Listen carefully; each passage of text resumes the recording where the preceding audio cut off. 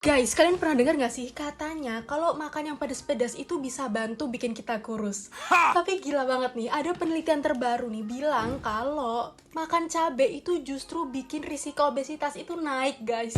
Serius? Iya, aku juga awalnya kaget dan shock banget pas baca jurnal ini. Yuk kita bahas. Hai guys, aku Hana.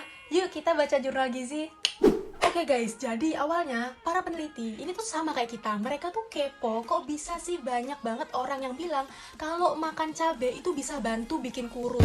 Oke guys, seperti yang kita ketahui bersama, kalau capsaicin yang ada dalam cabai itu bisa bantu meningkatkan metabolisme dan bikin kita jadi cepat kenyang.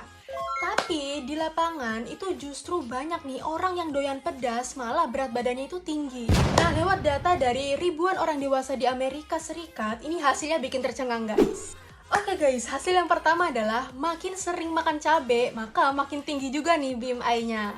Nah, nggak cuma itu guys. Orang yang rutin makan cabai ini punya risiko 55% lebih tinggi untuk terkena obesitas dibandingkan yang jarang atau yang sama sekali nggak makan cabai.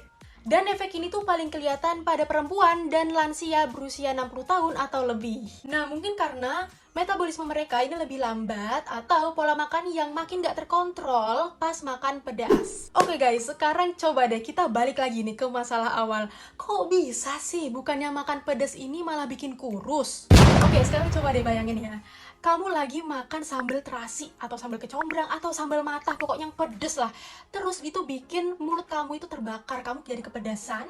Dan akhirnya apa yang kamu lakukan? Kamu bakalan nambah lagi nasinya, terus kamu bakalan tambah lauk yang berlemak buat netralisir rasa. Dan yang terakhir, yang paling sering banget dilakukan orang ketika kepedasan adalah kamu bakalan minum minuman yang manis buat makin seger. Apalagi es teh manis atau es jeruk manis atau apapun itu yang gulanya banyak.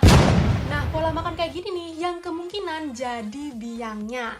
Jadi bukan capsaicinnya yang salah, tapi kebiasaan kamu nih saat dan setelah makan pedas yang malah bikin asupan kalori kamu jadi berlebih.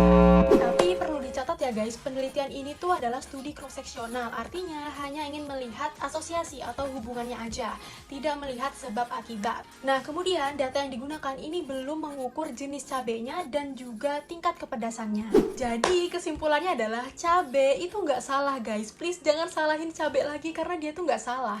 Yang bahaya adalah kalau kita makan pedas terus kita jadi lupa diri. Nah, kalau mau kurus bukan soal masalah pedasnya nih, tapi seberapa sadar diri kamu saat makan.